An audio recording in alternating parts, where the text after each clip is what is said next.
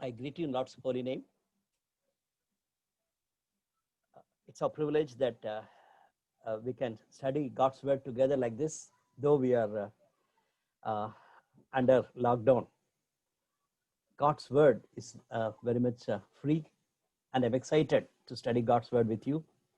I welcome sister who has joined for this study from today onwards.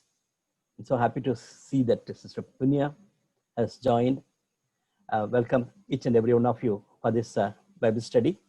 I requested Deba Selvin Prabhu, one of our senior graduates from Chennai, to lead us in prayer. As we are going to study the book of Revelation, God should help us. I know that some of you are really anxious because what we are going to learn from this book. But I'm excited to study God's word with you. And if it is needed, we may be taking 1 or 2 days extra next week also, so that we have a thorough study of this book, book of Revelation. Over to Selvin Prabhu.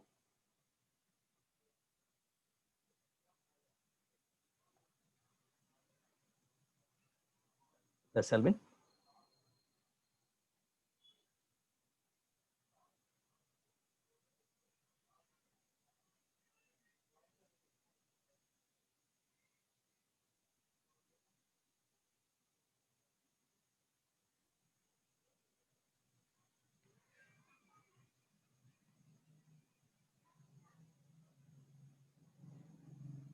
Selvin, we are not in a position to hear you.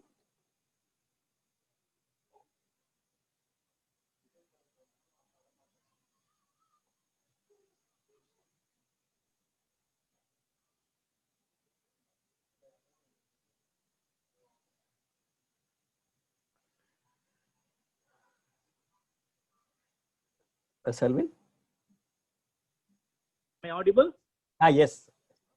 Okay. Our gracious Heavenly Father, we want to thank you and praise you, Lord, for this time. Thank you, Lord, that you have given us the privilege to study the Word of God, Lord, systematically with the help of Billion and Father. We thank you and praise you, Lord, for the Lord privilege that we are going to see the book of Revelation in this week. Lord, we thank you, Lord, that you have given your precious word, a word of caution, a word of Lord blessing, and a word of guidance to each and every one of us, Lord, through your servant John. Thank you, Lord, that even as John had addressed this book of Revelation to the 7 churches in the Asia Minor, Lord, we pray that help us, oh Father, to learn whatever is being applicable to us, whatever that we can learn in and through this word. Lord, help us to make it our own, so that, oh Father, in the day of on the day of second coming of Father, when we face our Lord Jesus Christ, Lord, face to face, help us, oh Lord, that we may be, Lord,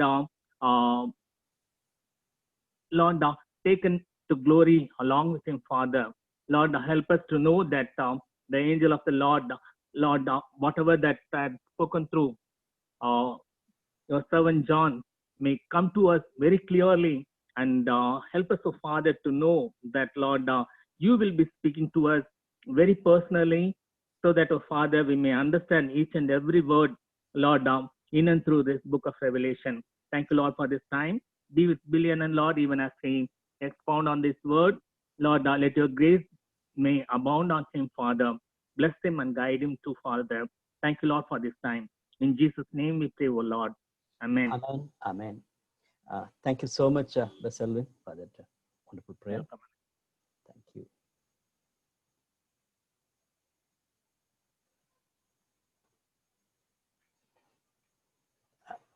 As we all know that John, the apostle, he has written 5 books in the New Testament. John's Gospel, then later we could see that there are 3 epistles written by John, and this the last book of the New Testament on the Bible, and it have been written quite late. That's what most of the commentators say. After 90, around 95, he might have written. That's what it says. And we know that John was so close to Jesus, and he lived long. He was the last one to be martyred. And God, in His mercy, has revealed His message to the church through John the Apostle. Many Christians, normally, they don't want to read or study the book of Revelation, basically because of the fearful imageries. Some of the imageries we don't understand, and then the imageries are not easy to grasp. And also, the numbers, it's another major concern we have. As we know that Revelation is basically a book of apocalyptic. Apocalyptic in nature means what's going to happen in the end times, in the days to come. At the same time, as we studied in the book of Daniel, book of Revelation is also prophetical. It is prophetical because, as Selwyn prayed rightly, to the church, John writes, and even to us as a church of the 21st century, this is very relevant. So it is a prophetical writing. At the same time, apocalyptic in nature will have the step of imagery and numbers. Just for an example, I have given this numbers like 4. Some people just go into details and then give more explanations for these numbers. Very simple could be 4, when it's mentioned, it is 4 corners of the world. That means it talks about the whole earth God is talking about. 4 corners are highlighted with this number 4. Perfect, number 7, normally we use it. In this book and even in the Gospel of John, we could see that number 7 is highlighted many, many times. Even in this book, I have noted down at least 9 times. The highlight of 7 is given. 12 is another number, we can see that. In the Old Testament, there are 12 tribes of Israel. They represent God's people. So when you talk about 12, you need to understand it is God's people.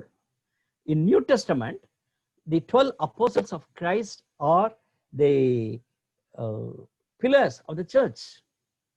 So when you talk about 12 into 12, sometimes we talk about 144. And basically, it means inclusion of Old Testament and New Testament believers. So we don't need to confuse ourselves and talk much about the different types of numbers. And another thing is, there are different types of interpretations, different approaches, I would say, different approaches, and especially in terms of tribulation. Tribulation is nothing but persecution. The church faces, the believer is facing, the Christians are facing. And it talks about there are too much of tribulations just before the coming of the Lord. And some people say that what we are facing right now is a tremendous tribulation. In different parts of our country, people, the way in which they suffer for the sake of the gospel, they are burnt alive, they were killed, and many sorts of things. And look at countries like Nigeria, Libya, and various other countries where we hear about the tribulations are going on. And some people will say that already tribulation is there. Why do you want to talk a special type of tribulation? You are not facing such tribulation. So for you, you are just waiting for some tribulation to come. But already the church is facing a tremendous tribulation in many countries, under communism, under Islamic faith, and under militant groups. So you don't need to talk about much about tribulation. One theory says like that. Another thought is millennium. In chapter 20, verses 1 to 6, we read about 1,000 years of rule. In fact, that's the only passage it talks about a clear-cut message on 1,000 years of rule. there are some different opinions and interpretations. I'm going to talk to you a little later about it. Some people say that don't take it very seriously, because for God, 1,000 years is one day.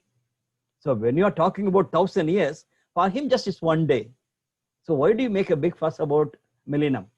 So that's the way people differ from their interpreting the particular words like tribulation and millennium. As you are going to study the book, we will be looking at these passages again and again, and I don't want to confuse you. But today we'll have a little more clarity on that. Remember, this book shows how the events of history are moving towards the return of Lord Jesus Christ for the second time.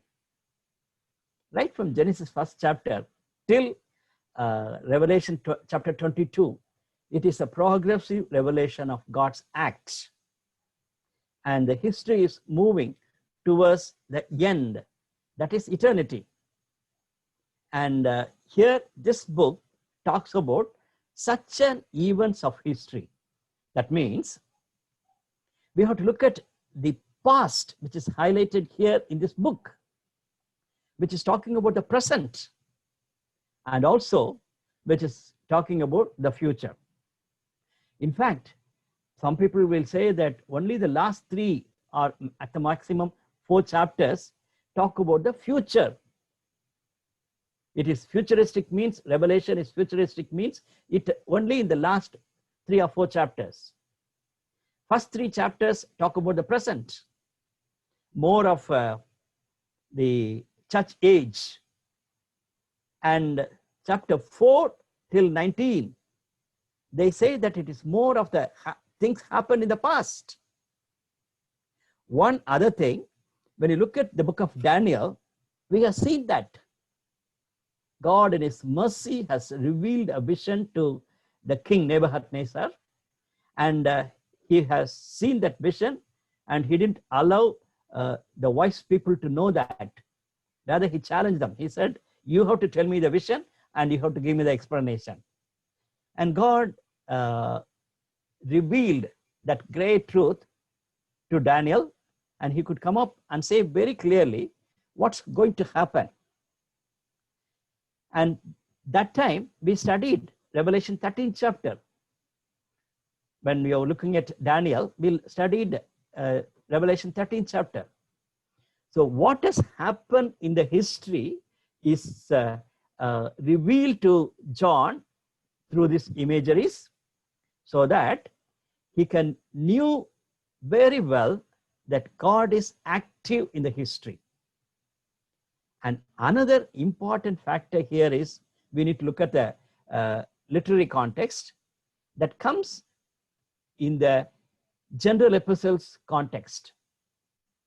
The general epistles, we know that it was written for the people who are scattered for the sake of the faith. They are already persecuted and they have scattered. And the King Nero is going to come by 64 AD. He is going to make the church suffer like anything. And the writers like the author of Hebrews, James, and Peter, Jude, and John, all of them have written their letters to encourage them to be strong in the faith. And the book of Revelation is a continuation of general epistles. That's the way I look at it, because the church was facing tremendous persecution under King Nero, and also the faith is shaken for the believers because of various other reasons. And people have to be bold in faith, and they have to face the life, and they have to be ready to receive the second coming of the Lord. So Revelation is prophetical. That's what we're going to look at a little later. And it's in prophetical in nature, encouraging the early church who is a persecuted church. Even now, it's very true of our times. There are many resources we can find out very useful, but I have used these 3 very extensively, especially the commentary by Michael Wilcock, Essential Vision. It is part of the BST series, Bible Speaks Today series. I like that series, Bible Speaks Today. In case if you see Bible Speaks Today commentaries, immediately you can buy it. It's really good. And for Revelation, this gentleman has written, a senior pastor, and it is a lovely study. I enjoyed studying this book. And long back, when I was asked to take a Bible study, series of Bible studies in Madurai EGF, that's about 14 years back, I got a rare privilege, and I was excited to study with them the book of Revelation. That time I started using it, and it's very useful. ESV Study Bible is another very good resource. And I used South Asia Bible Commentary also extensively. My brothers and sisters, though I use these resources, still with all fear and trembling, I teach God's word from the book of Revelation. I'm not an expert in this, and I know that some of you have come from a strong Christian church background where you have already got teachings. Even when I took the Bible study from the book of Daniel, it has come in YouTube, and someone, I don't know who is that one, someone has reacted or gave a comment saying that Bible is very clear about what's going to happen. 7 years of tribulation and all sorts of things are mentioned. And why do you want to cover up and say that it's not very big issue? Anyway, I didn't reply to that person, and I'm not very keen to go on in finding out the details, because little later I'm going to give you many options. If you want my personal opinion, you can contact me. But let me share with you different opinions on tribulation and on millennium. What's going to happen in future?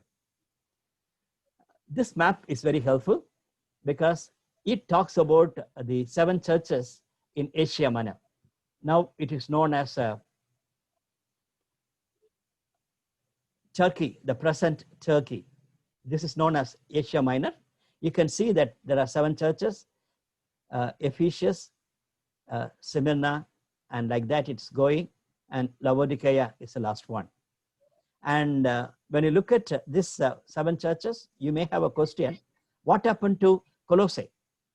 Colossae is another important letter we have studied, part of Paul's prison epistle, and why it is missing. When we looked at the book of Colossae, we looked at we studied this point. There are 2 other places very close to that Colossae. Laodicea is one. Even when you look at the 4th chapter of Colossians, you can see that all the 3 names are mentioned. And historians say, or Bible scholars say, Colossae was famous during its right. And Epaphras has started the church at Colossae, so Paul wrote that letter. But later, Laodicea became a prominent place, center, prominent center. So when John has written the 7 letters, God wanted to give it to Laodicea. That's not a big issue, but I just want you to know that there are 7 churches in Asia Minor got these letters. The main message, I want you to make note of it. Normally, we think that main message is what is going to happen in future, about the second coming of the Lord. Normally, we say that, we hear about it, and somehow we have a feeling like that. But I just want you to have a little different view on that. Let me give you 2 important points. Number 1, it is a revelation of Jesus Christ. Very clear. It's a revelation of Lord Jesus Christ with a vision of his glory, wisdom, and power, and portrays his authority over the entire church and universe. Keep that in mind. It is a revelation of Lord Jesus Christ. 4 Gospels talk about his worldly life, his death on the cross, his resurrection and his glorious ascension. Then we looked at Acts of the Apostles, and there we saw how the church was formed and how the church was facing the persecution and how the church was prepared to meet the bridegroom. And the epistles are written by Paul. 13 epistles are written basically to equip the church for the leadership and also for the mission, and clearly for preparing the church to be the bride. As the Old Testament prophets are preparing God's people, the letters are preparing the church for receiving Lord Jesus Christ. Other 8 epistles, they're all known as general epistles. In the context of suffering church, it was written for them to be very strong in faith. And clearly, we know that they lost the vision of Jesus. Down the line, because of many distractions, they can leave. Otherwise, even with troubles and problems and challenges and persecutions, they can leave the focus on Jesus. We all know that in Hebrews 12th chapter, we saw that. Keep Jesus as your focus. With all the witnesses around, keep Jesus as your focus. And Revelation is part of this general epistles. That's the way I wanted to look at. The early church got a prophetical voice, prophetical message from John, saying that this is a message we want. Of course, definitely what's going to happen in the days to come, it is also revealed. As we read in Gospels, last 1 or 2 chapters before Jesus was facing the death, he talked about the second coming. Matthew 24, Mark 13, these chapters talk about it.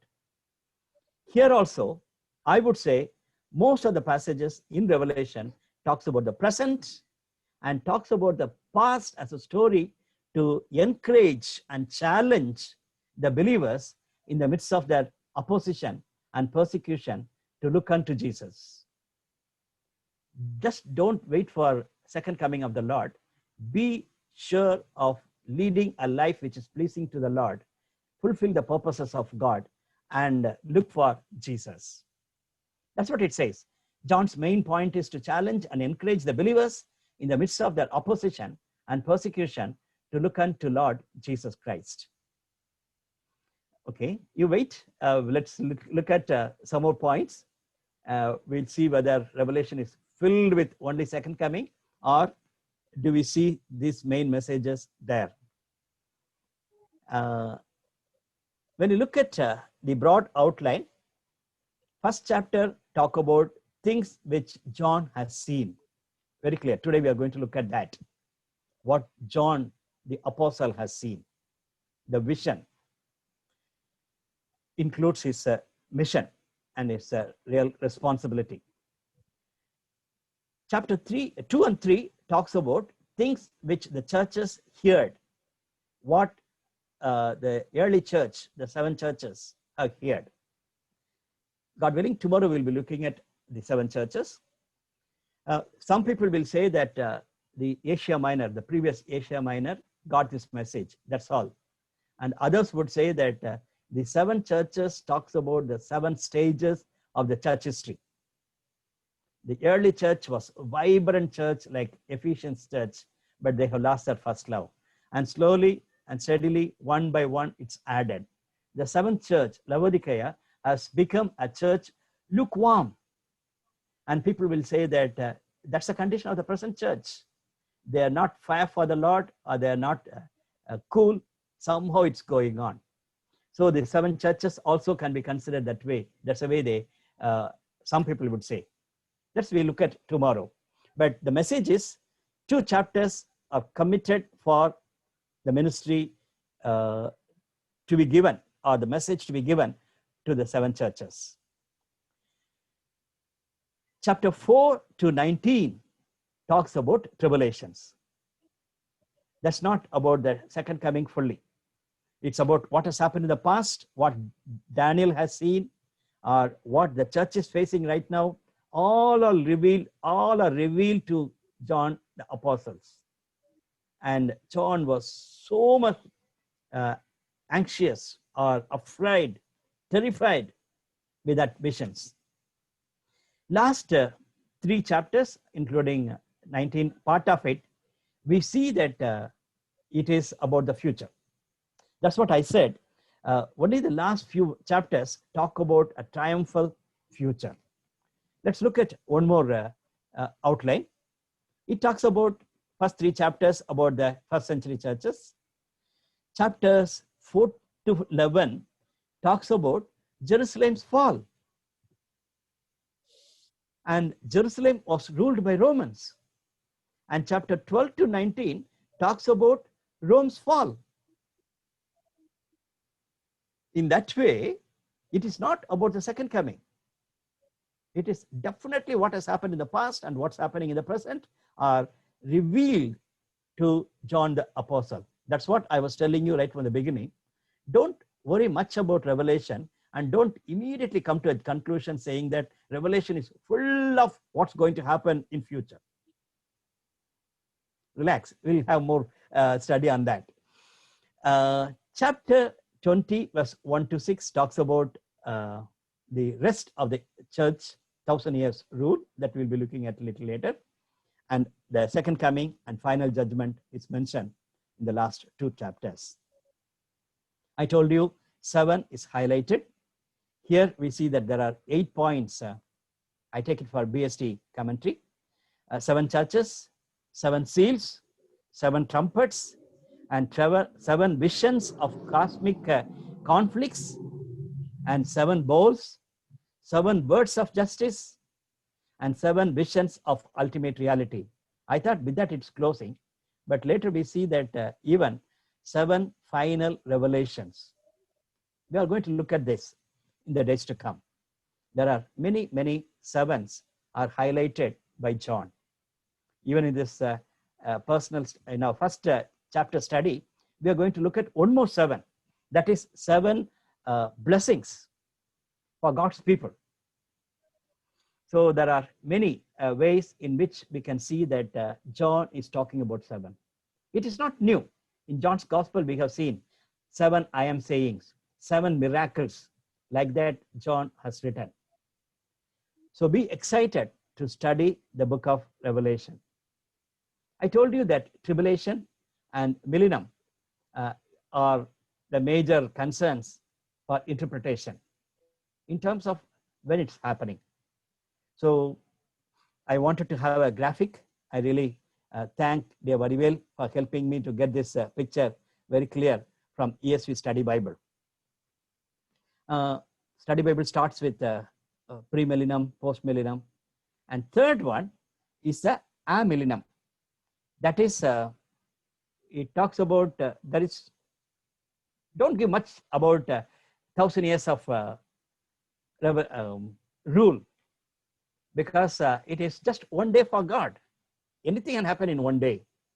So don't talk much about it. It is part of the church life. It's going. And Jesus is going to come. As we read in Acts 11 chapter, Acts 1st chapter, verse 11, we are going to look at up, and Jesus is going to come. And the believers and all the unbelievers, all of us are going to be resurrected. And those who are alive, they'll be there. And we know that God's coming, it's going to be very powerful, because Acts chapter 1 verse 11 talks about it. Everyone, even in first chapter, we are going to hear that. We are going to see him. Then there'll be judgment. And the judgment, it's both for believers and also for unbelievers. After that, new heaven and new earth, and it's an eternal state. Those who are going to be punished eternally, and those who are going to be rewarded eternally. So there is no big fuss about millennium. Most of us might have heard this one. That's known as pre-millennium. That means Christ comes before the millennium and after the tribulation. There is one view about classical premillennium. They say that before the final coming of the Lord, before the white throne, we are going to have millennium. Because they take literally Revelation chapter 20. There is a millennium. After that, the second coming is going to happen. So there is a strong opinion about premillennium.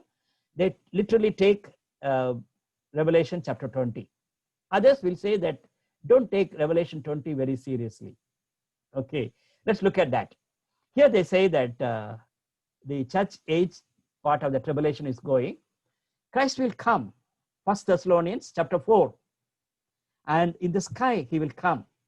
First, those who are buried in Christ Jesus, those who are believers who died, they will be taken into heaven. And those of us who are alive, we also will be taken. That's what Paul says to the Thessalonian church. The rapture is going to happen. So in that rapture, all the believers will be taken into middle air, and we will be ruling with Christ for 1,000 years. That's a message, because they connect Matthew 24, Mark 13, and 1 Thessalonians 4th chapter, and all taken the passages and say this is the way it's going to happen. And we will meet Christ in the middle air. After that, we all will come and rule the world 1,000 years. After the end of millennium, the white judgment will be there, and Jesus is going to come back into the world for judgment. Final state is later. There is one more pre-millennium thought. They add the tribulation part with Daniel's 7th chapter. Daniel is talking about 7 years. And tribulation, Daniel is talking about. And there also he says, first 3.5 years, it's very less. And next 3.5 years is very horrible. So they put tribulation in between. They say that just before coming of the Lord, the tribulation will be there. Right now we are in the church age, and we are going to face 3.5 years persecution and severe persecution next 3.5 years. After that only, Christ is going to come and deliver the believers. That is another view about premillennium. Then they say that as we read in chapter 20 verses 1 to 6, 1,000 years rule, then the final judgment. My brothers and sisters, this is another strong view. And some people differ that and say that tribulation is already part of it. As I said earlier, why do you think of tribulation in a very dramatic way? Already, only thing is you are not facing it. But in the whole world, church is facing tremendous tribulation already in many, many ways. And some of the things are tremendous. Like what has happened in Nigeria and things we have seen in WhatsApp groups. It is very frightening. Do you expect more frightening persecution in the church? Already it's happening. Look at in our own country. 12 years back in Kandamal district in Odisha, what has happened? 50,000 Christians were scattered. Churches are burnt. Women are raped. And it is horrible, horrible. Of course, we are not part of that tribulation. We are not part of the persecution. But look at the church in India has faced it. Even now, the church is facing such problems. 3 years back, when I was in Indore, I saw a young lady. She was moved to Indore with a very good Christian community. And she put me in tears, because the way in which she suffered for the gospel, for the sake of being a Christian, the way in which she was persecuted, and the tribulations she faced, horrible. I cannot explain it. So people will say that already we are in tribulation and Jesus is going to come anytime. Then we'll have 1,000 years of rule. The post-millennium group, they say that the same thing, no tribulations and all. Already we are facing all the troubles, and at 1,000-year rule will start. Only the second coming we will have final. It is not that they are not giving importance to millennium. They say that a different rule will be there, and we are going to be very peaceful. The church will have a peaceful one. Many can come to know the Lord. And after that, Jesus is going to come, and resurrection of the believers and the resurrection of the unbelievers. Judgment will be there, and new heaven and new earth. They say Christ comes after the millennium. Millennium is over. After that, Christ comes. So my brothers and sisters, there are different opinions about tribulation and millennium. In fact, I want to show you a very big book on millennium. I don't want to sit and study that book myself, basically because I don't want to confuse myself. And I don't want to minimize the importance of tribulation. I am not minimizing the 1,000 years rule where we are going to privilege to rule with Christ. But my only concern I have is we need to be careful. Some people, they take too much points on that.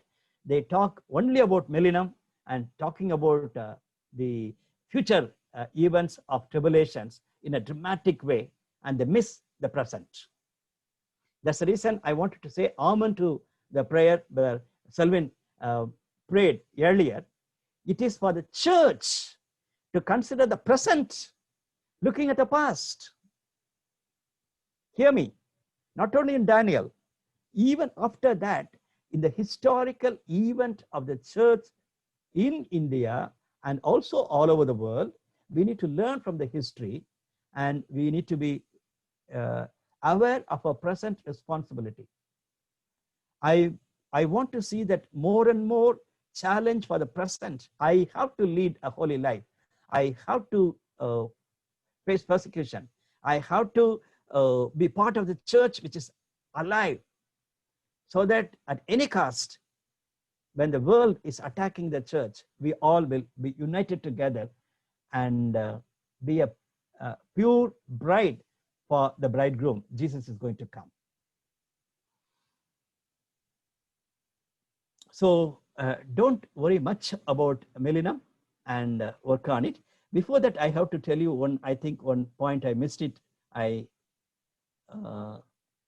Here, the tribulation and millennium, people are having different opinions, and I just shared with you, these are the opinions.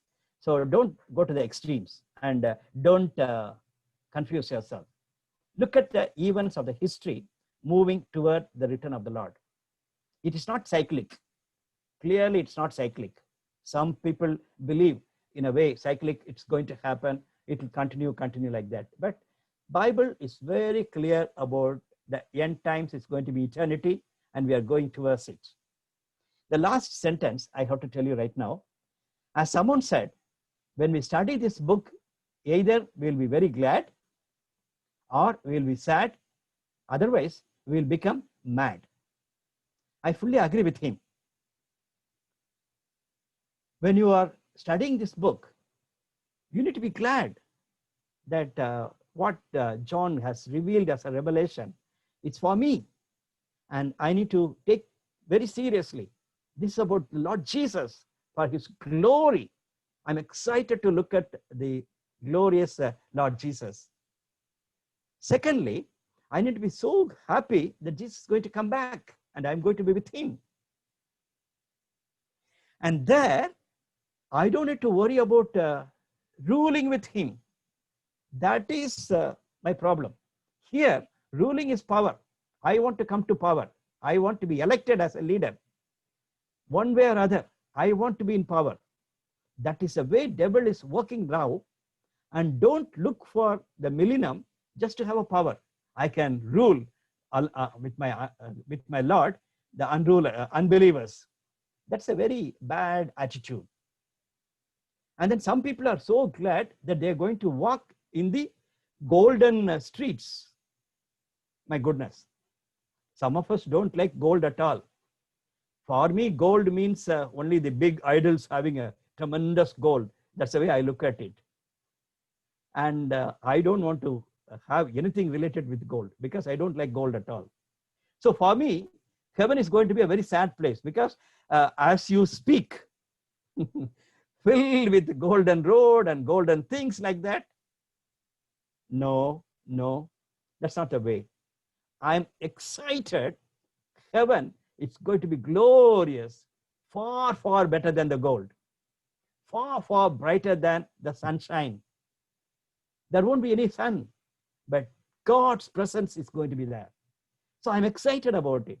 So I don't want to think of power. I don't want to think of gold. I don't want to think of the enjoyment I'm going to have in heaven.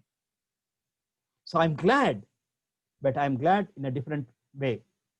Some of them are very sad because they are very afraid. They feel very bad about the second coming of the Lord. They're really afraid. And one more group, a small group is there among the Christians.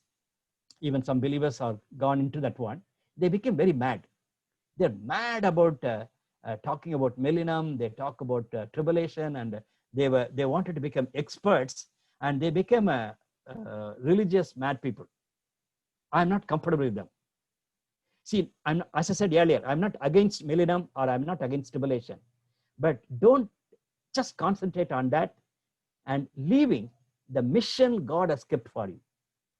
They don't talk anything about the mission we have. They don't talk anything about Christian holiness. They don't talk anything about our present day life in our family and in the church and in the society. They talk only about millennium and what's going to happen.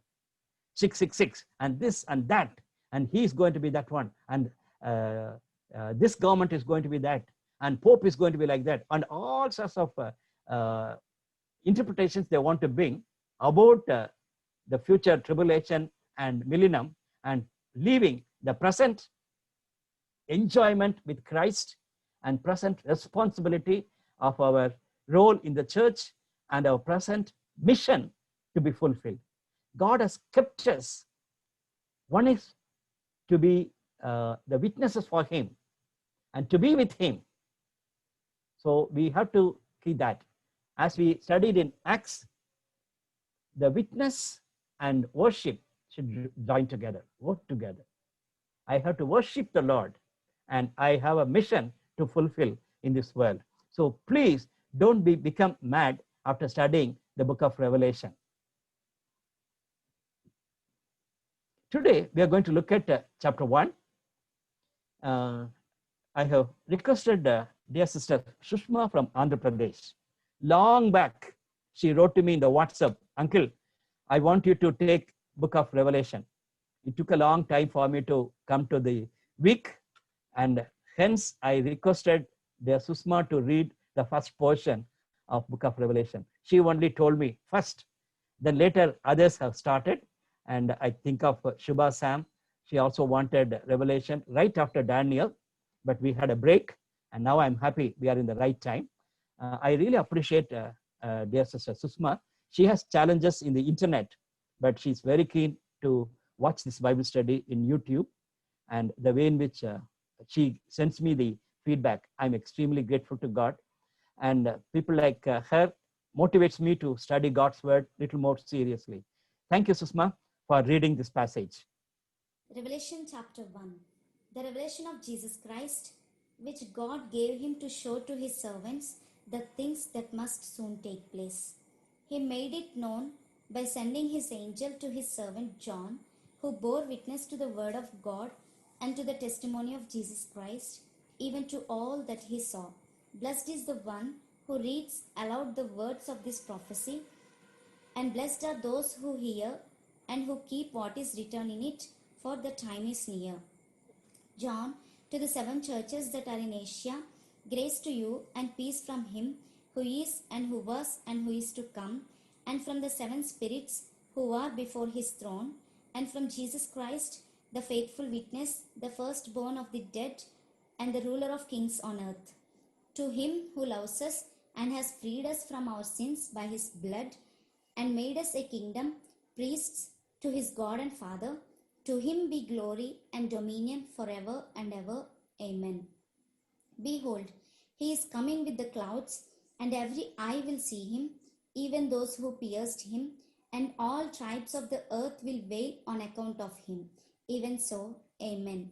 I am the Alpha and the Omega, says the Lord God, who is and who was and who is to come, the Almighty. I, John, your brother and partner in the tribulation and the kingdom and the patient endurance that are in Jesus, was on the island called Patmos on account of the word of God and the testimony of Jesus.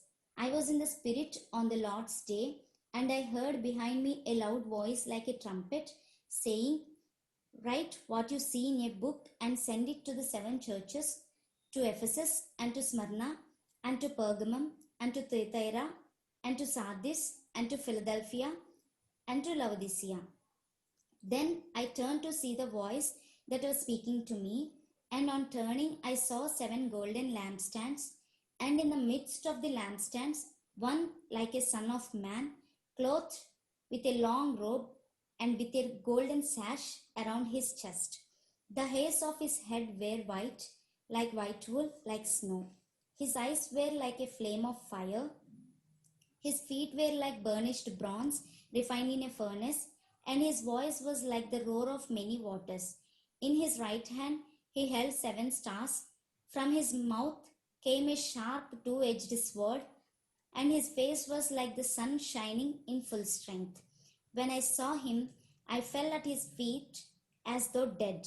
But he laid his right hand on me, saying, fear not, I am the first and the last and the living one. I died, and behold, I am alive forevermore, and I have the keys of death and Hades.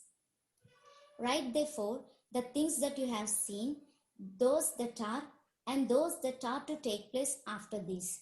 As for the mystery of the seven stars that you saw in my right hand, and the seven golden lampstands, the seven stars are the angels of the seven churches, and the seven lampstands are the seven churches.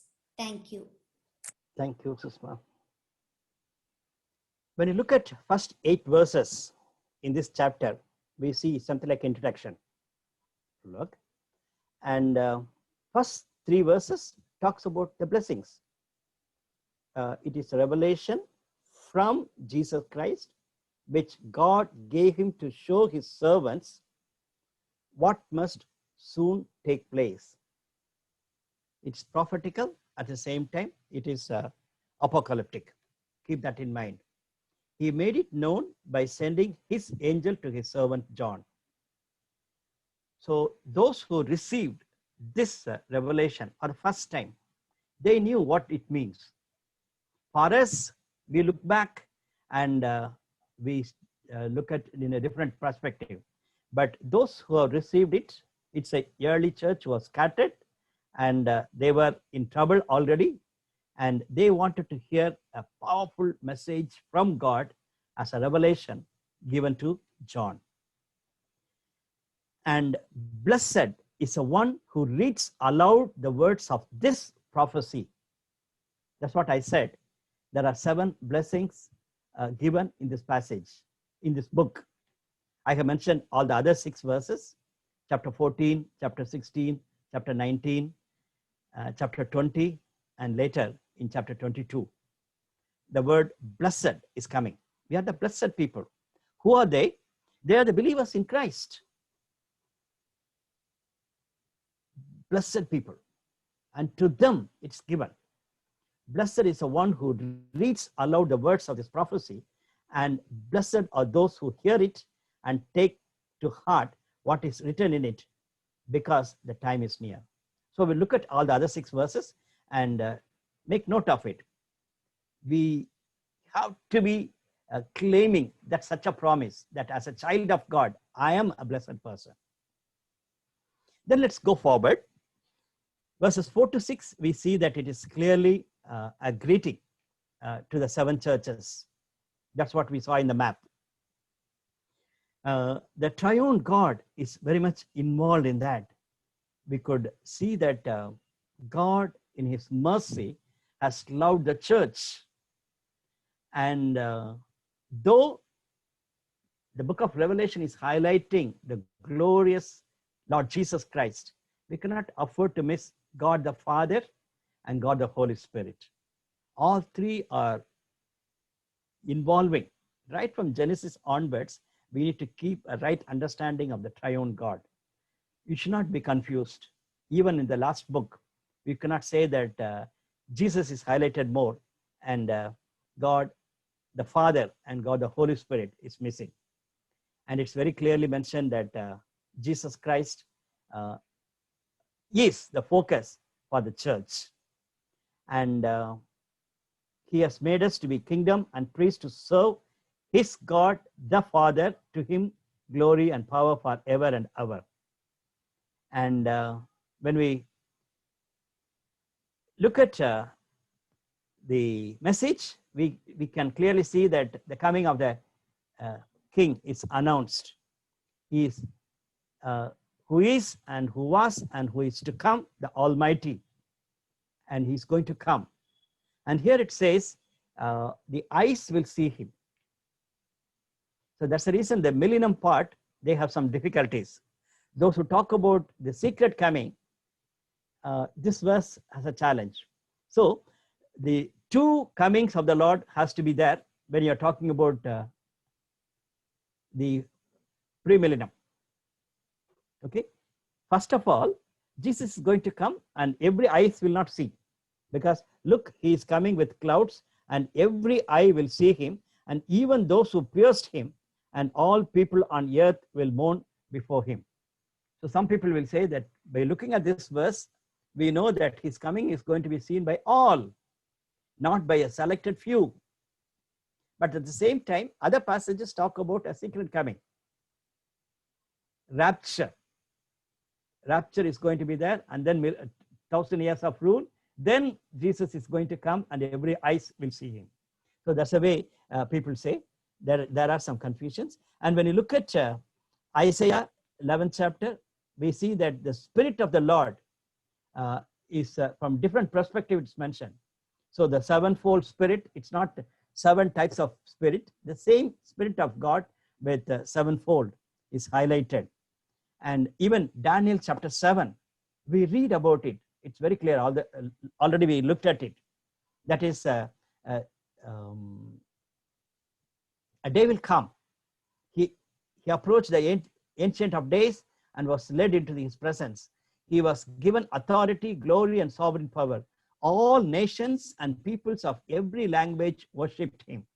His dominion is everlasting dominion that he will not pass away, and his kingdom is one that will never be destroyed.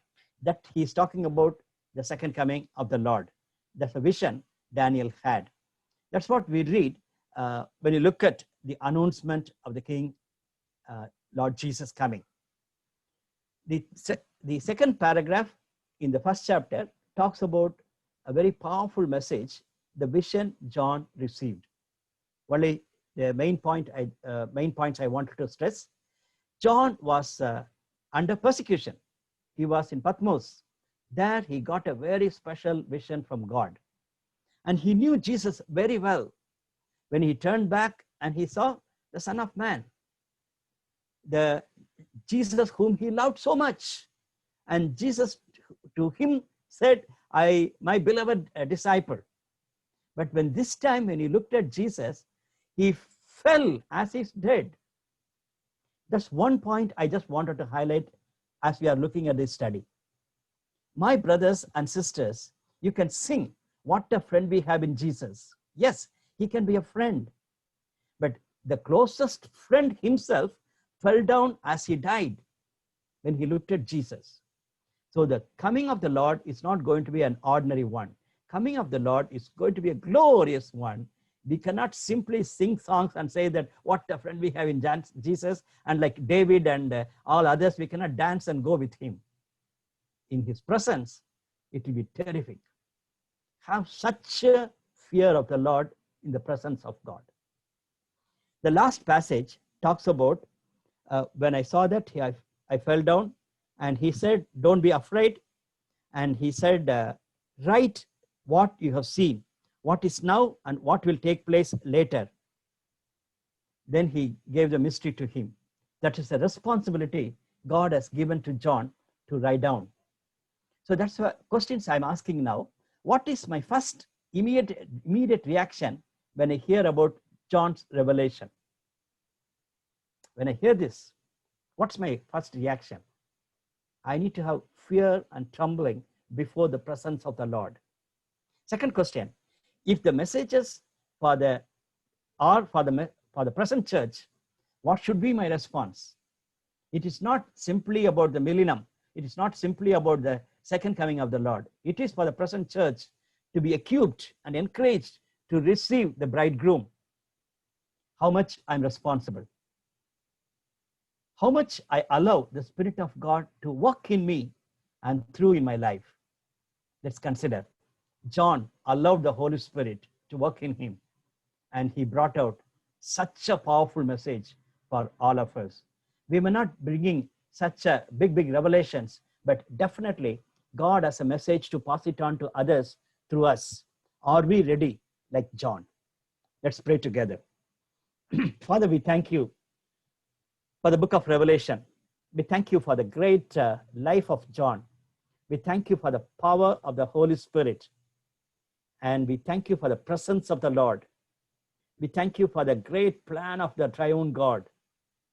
Lord, as we are just getting ready to face a second coming of the Lord, help me and help us to know our greatest responsibilities now, to lead a holy life and to share this gospel and to bring people to the kingdom, and also to protect the church from the fall. And help me and help us to do it faithfully. Continue to minister to us as we study this book in the days to come. Thank you for hearing us. In Jesus' name we pray. Amen. Amen. Thank you, Nat. Wonderful, Nat. Thank you.